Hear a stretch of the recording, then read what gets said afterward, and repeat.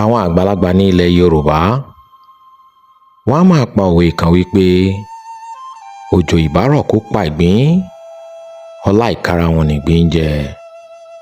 Ìdí tí wọ́n máa fi ń pa òwe yìí ni wípé tí a bá rí ẹni tí ó ń rí jẹ, tí ó ń rí mu, tí ó ń rí ná, tí ó ń rí lò, tí ó sì ń ṣe ọmọlúàbí fáwọn èèyàn, ṣùgbọ́n tí àwọn ènìyàn ṣe kàyéfì lórí ọ̀nà ọlá rẹ̀ yìí, tí ó sì hùn kí ó ṣàlàyé ọ̀nà rírí jẹ rẹ̀, ọ̀nà rírí mu rẹ̀ fún wọn.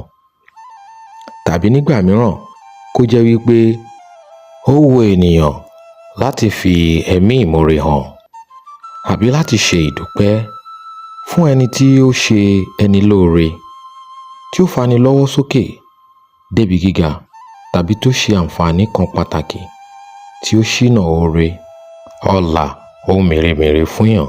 Ìyẹn lè pa òwe yìí láti fi ṣe ìdúpẹ́ fún onítọ̀hún, láti fi ẹ̀mí ìmoore hàn. Èyí tún ni díẹ̀ nínú ọgbọ́n àti òye àwọn àgbàlagbà. Ẹ jẹ́ ká fi kọ́gbọ́n.